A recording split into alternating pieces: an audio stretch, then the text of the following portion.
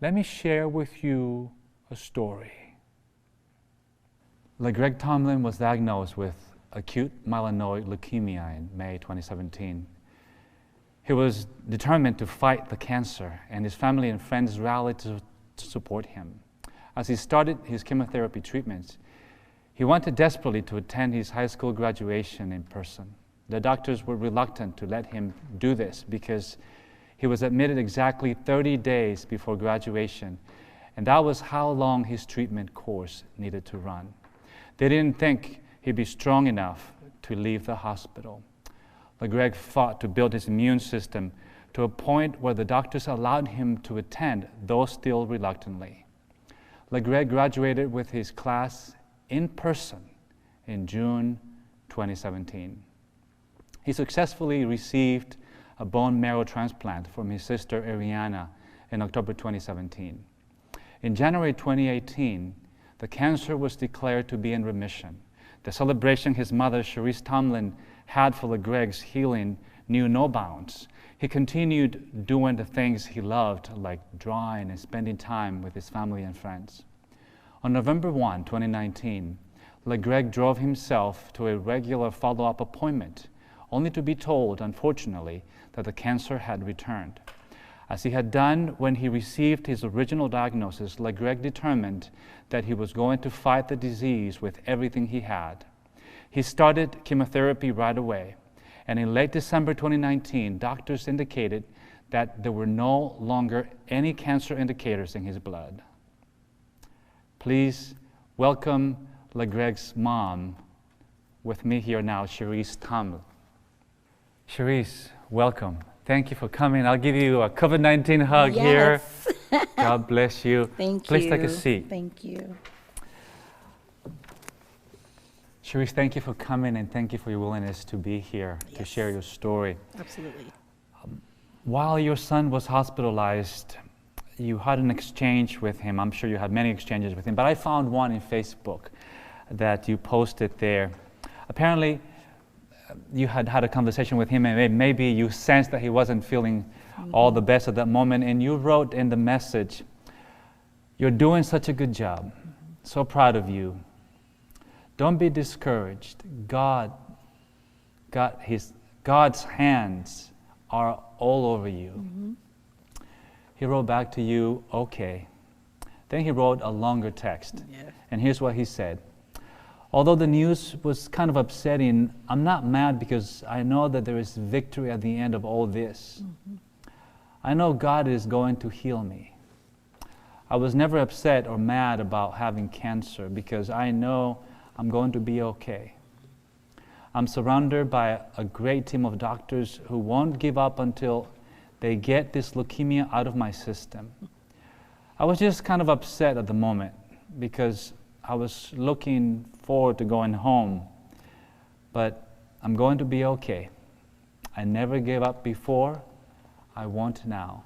Mm-hmm. Then he sent another message, a shorter one, and he wrote, "I am in good spirits though, because God said I'll be just fine." Yep. And you put a heart to that one. You liked that message. Yes, I did. And it shows there.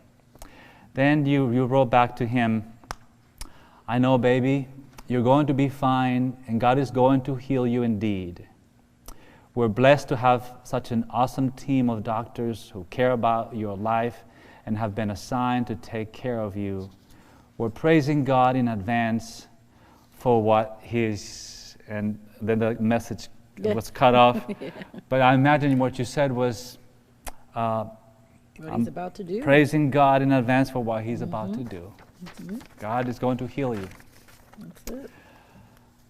Unfortunately, Greg's immune system was very weakened by his treatment, and he developed an infection, which led to fungal pneumonia, and he died on Saturday morning, December 21st. Sherice, I'm so sorry for your loss. Thank you. And now you just had your first Mother's Day without him, just not long ago. Mm-hmm. On your status in Facebook, you posted on Mother's Day, you wrote, and I quote you, To my cubs, Destiny Deshay, LeGreg Jordan, and Ariana Shante. You are my pride and joy, forever etched into my heart. You helped me to grow into the person God expected me to be. Granted me room in your hearts to let me love you through it all. I'm so thankful and so blessed. Deshay and Shante, I love you to the moon and back. Though you all may be big now, you will always be my babies. That's it. Then you put a hashtag Happy Mother's Day and then a hashtag R.I.P. LeGreg. Sherice, how are you doing? I don't know. That is the honest truth. I don't know. But I'm here. And each day I wake up, I tell God thank you. Because I see that He's not done with me yet. So. Wow. I kept scrolling as I was very interested in your story and just wanted to get the details. Sure, and I thank you for sharing. Yeah. For sharing it. It really has been a blessing to my life. A few days before Mother's Day, you put a simple message out for the world to see. You said, fix your eyes not on what is seen, your circumstances, but on what is unseen, Yes. God's presence. Yes. About 2 weeks ago, you posted another message that caught my eye. You said, heaven is my goal. Got to see my son again. I hope it's yours too. Many have lost loved ones to this COVID-19. We got to get it together, y'all. We made through yet another week, meaning you're still here. Thank Him. Thank God. That's it. For that. That's it. But then I kept on reading and I looked at your posting for April 21. And while I read this by myself, I had some tears. Yeah. You wrote, my dear son, today makes 4 months since you've taken your rest. I don't know where those 4 months have gone. I've learned that time is precious. It never remains, always changing and moving. Oh, how I miss that $1 million smile of yours from your crazy jokes. Remembering you always, my love, today especially, my heart hurts so much. I miss your sisters too. I miss your sisters too. Now that they've taken the leap of adulting, life has forced me to readjust. No more babies to care for. Such is life, ever changing. Never will you be forgotten, my dear child. Never. I love you. And Sherice, I'd now like to ask you the question of why I invited you here today. I saw you last weekend singing a song, and I knew your story, even though I hadn't gone and read everything in detail. Sure. Because at this church, we prayed for LeGreg when we learned the news, because there's a close connection between Seabrook Church and yourself and your family. Certainly. And LeGreg sang right here on this very stage Yes, where we are right now. Yes, he did. He led in singing. But I heard you singing last weekend. You were singing, Waymaker, Miracle Worker, Promise Keeper, Light in the Darkness.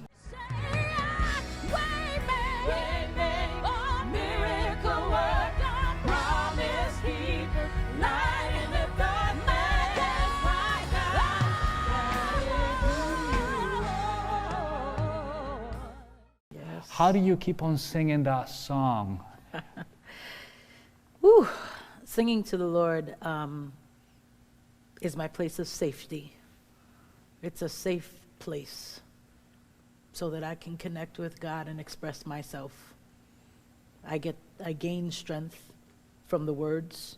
I gain strength from just lifting my voice to Him, the voice He gave me. And I find that if I don't do that, if you take that away from me, then I may as well go lay with my son.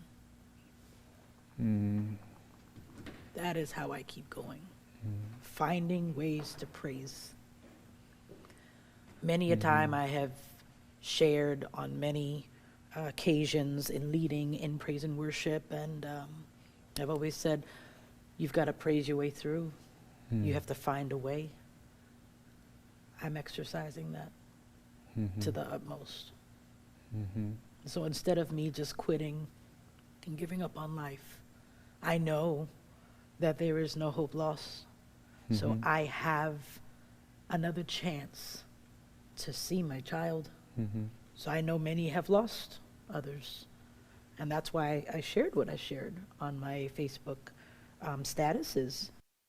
I want them to know that there is no hope lost. You will see, by God's grace, you will see your family member again. Yes. And that's what I live. That's why I sing the way I sing, praise the way I praise, and I will go by myself if I have to. I will. I'll shout it out and sing aloud, and you don't have to come with me, but I encourage you to, because I'm going somewhere. Thank you for sharing, Sherice. And would you speak to someone right now who may be watching you? Speak to them. They're struggling right now. They're saying, where is God in all of this? Well, why is God not answering my prayer? Why didn't God bring about the healing? And we've been saying here today, it takes more faith not to be healed. So obviously, God has given you an amount of faith that empowered you to be able to say like Job, no matter what, I am going to trust God. That's it. I'm going to trust God. So could you share a final word Absolutely. with that person watching who's saying, how can you keep on trusting God in your pain? Absolutely. My words to you to this day, in this very moment, are trust God. He's the one that raises you up every day. And when you close your eyes, He sends His angels to look over you. You're here because it's purposed. You're here because it's a part of God's plan. When trials and tribulations come upon you, and they're as heavy as they have been for me with the loss of my child, just remember that there is no hope lost, that God is yet still in control. Questions? Sure. Uncertainty? Sure. But at the end of the day, He's the same God that sits high and looks down low. And you are covered because of His grace. You are covered because of His mercy. You are covered because of His love. I hold to the fact that He still loves me and my family, even with one who's laid to rest. And as Pastor said, yes, though He slay me, yet will I trust Him. Because at the end of the day, all that we've done down here will be for nothing if we do not keep God as front and center. Heaven is my goal. I do pray that heaven is yours too. Stay encouraged. He's not through with you yet. Amen. Thank you. Praise God. Thank you. An anonymous poet put it this way: there's a peace that cometh after sorrow, of hope surrendered, not hope fulfilled. Peace that looks not on the tomorrow, but on the tempest. That peace that does not find peace of successes, but of conflicts endured. A life subdued, from will and passion free. That peace triumphed in Gethsemane. Thy will be done. May you find that peace that God offers, regardless of whatever may come your way today. Join Sherice in trusting no matter what.